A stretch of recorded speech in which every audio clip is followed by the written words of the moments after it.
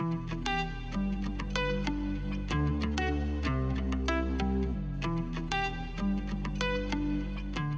guys, welcome back. So today we're going to talk about finding the right home. So as we've already talked about, the first step is to get pre-approved for a mortgage. You've done that.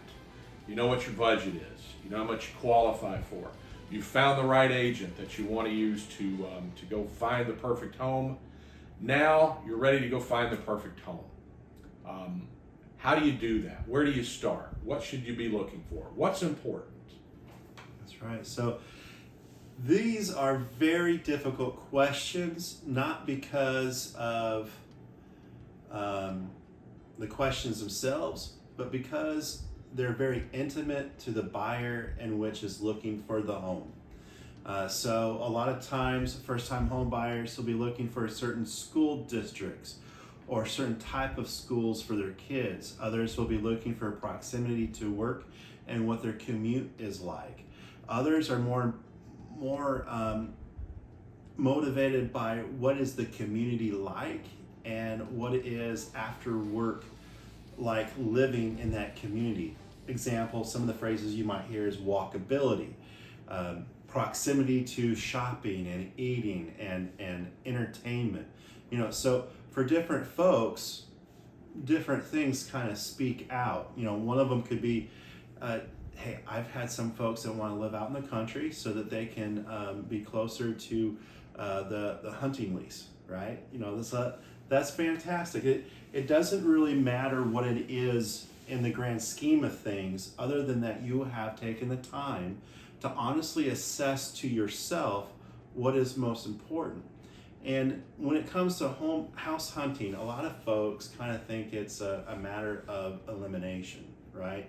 You say, okay, well, I see all these different homes and these are all great options, and oh, I don't like that one, I don't like that one. Well, honestly, I like to kind of turn things upside down a little bit and think of it as a funnel. We start with what your needs are. We want to have a separate list of needs and wants. And needs can be location driven as well as school district driven. Those are perfectly acceptable for that bucket. But what we're going to want to do is like, okay, I only want to see homes, and say like you want a 3 or 4 bedroom home. I only want to see homes that have this, with this, in this area. And when you take all that out, you see what's left over, right?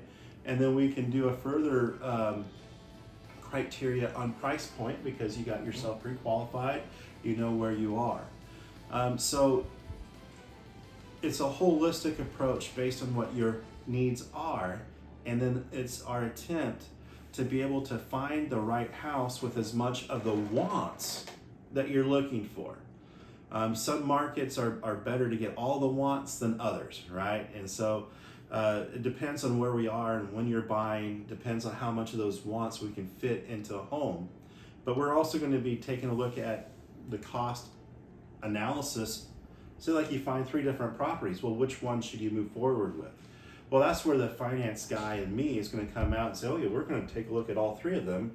We're going to match it up with the pre-qualifications that you got from Danny, any type of home buying assistance programs that he's able to offer. And then we're going to be able to kind of line that up with property taxes, HOA fees, what is the insurances associated with the home purchase, all those things, kind of lay it apple to apple to apple comparison. And you know what? We may not choose one of them.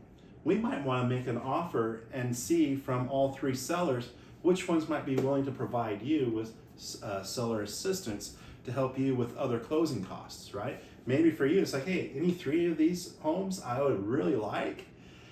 Let's try to see which one is more wanting to sell, right? And then we get you the absolute best deal. Man, Danny and I have been able to do this several times, and the one that comes to mind is we saved them about $50,000 with purchase price as well as money at the door. Now, I can't promise that all the time, obviously, but it does happen. So there's that aspect of it.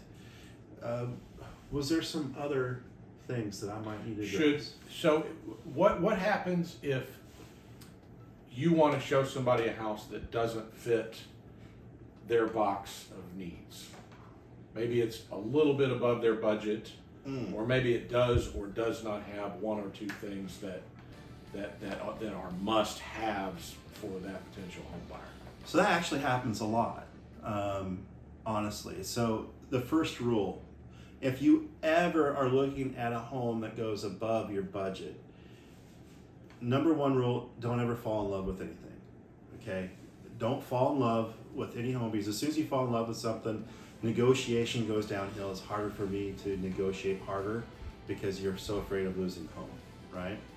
So the second thing that you want to think about is that if you ever do look at a home that's listed currently above your budget number, I'm not saying what you're pre-qualified for, I'm just saying what your monthly budget number is. Just going in knowing that we may not be able to negotiate that price down with the seller. And as long as you're okay with that, it's completely fine to go see it, look at it, and contemplate it. Now, if there has some features that you're missing that you do want, I've had it where, hey, Len, I know this was a 3-bedroom, I really wanted a 4th bedroom, but there's an office or a den that I can convert into a bedroom, and I like that, and I'm willing to do it because in the backyard it has a pool. And that's what the pool will make up for these other things that are missing here. And so that's where some flexibility kind of comes in. And when you're looking at a home, it allows you to kind of figure all those things out. That's right. So there are things that will be important to you: amenities, community, maybe a school district, proximity to work. But as your real estate agent is showing you homes, because I can't tell you how many times this happens. I have somebody that's going to go out and buy a townhouse, and I get a contract for a home on 5 acres of land on the edge of town. Don't rule out what they're trying to show you. You may see something that you didn't realize you want, or you may realize that what you really wanted wasn't that important to you, or that it was. And now you can rule things out, include things, change your desired list of wants. Very good. So thanks for watching. We're going to come back next time with some specific first-time homebuyer programs that you might qualify for. Come back and see us next time. Thanks, guys.